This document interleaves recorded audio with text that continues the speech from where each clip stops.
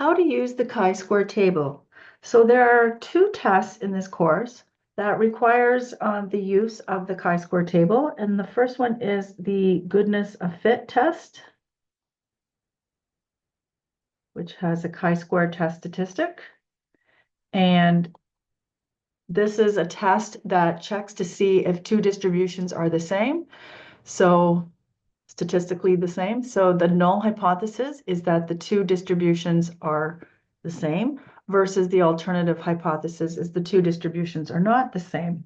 So we calculate the chi-square test statistic based on the formula, and the degrees of freedom, which is right in this column here, would correspond to the number of categories or groups subtract 1. So that's for the goodness of fit, and we'll get that critical value from the table in just a moment. The second test is the test of independence, chi-square test. Now, the test of independence is when you are checking to see if two categorical variables are independent or not. So the null hypothesis is that the two categorical variables are independent versus the two categorical variables are not independent, meaning they are dependent. So the table, the data is organized in a two-way table or contingency table, and then you calculate your chi-square test statistic. And the degrees of freedom for this test is the number of columns, subtract 1, multiplied by the number of rows, subtract 1. And that gives you your degrees of freedom. So it depends on which chi-square test you're doing. And then what we need is a significance level. So when it's not given, we usually use 0.05. Sometimes that's given, but that's the most common is 0.05 or 5%. And that corresponds to the area under the curve right here, the shaded region. And the critical value is going to be right at that point where the shaded region starts. And so if we want this alpha, which is our threshold, it's sort of our significance level alpha is the threshold where the cutoff of where we're going to make our decision. And so we look at this column here at 0.05, and we check to see what the critical value is. And if the test statistic, the chi-square test statistic, is greater than the critical value on the table here, then we reject the null hypothesis. So let's suppose the degrees of freedom for the test that we're doing is, let's say, 5 degrees of freedom.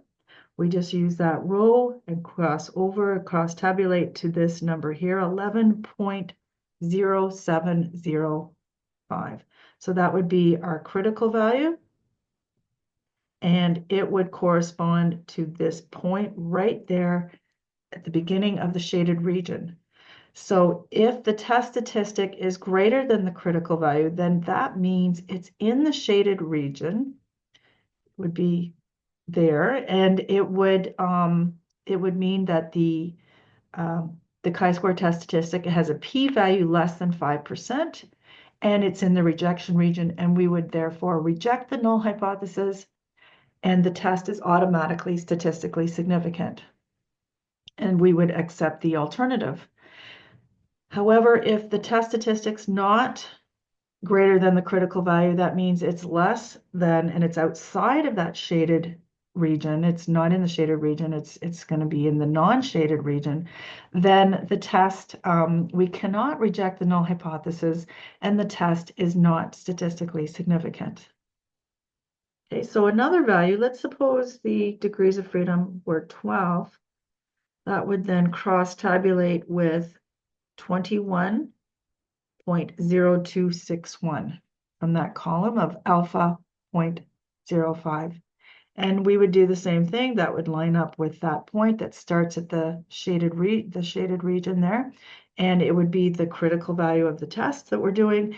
And we would do the same decision rule. Is the chi-square test statistic greater than the critical value? And it's always the same decision rule, no matter what test you're doing. If that is true, If the answer is yes, then you reject the null hypothesis. If it's not true, then we cannot reject the null hypothesis. So we always check to see if it is. If it is greater, right here, then we reject the null hypothesis. If it's not, then we cannot reject the null hypothesis. And just know that when we do reject the null hypothesis, the test result is automatically statistically significant. All right. We can use different values for alpha. Let's suppose alpha is 1%. Then in that case, you know, if our threshold is only 1%, that's the significance level, then we would use this column here. And so forth. If it was 2.5%, we would use this column. If it was 10%, we would use this column, and so forth. So, but again, the most common column and threshold that we use for the significance level is 0.05, but we could use different values depending on the test and depending on the context of the test and how serious it is and so forth. Sometimes we have smaller thresholds or we have higher ones like 10%. So yeah, that's how it's done.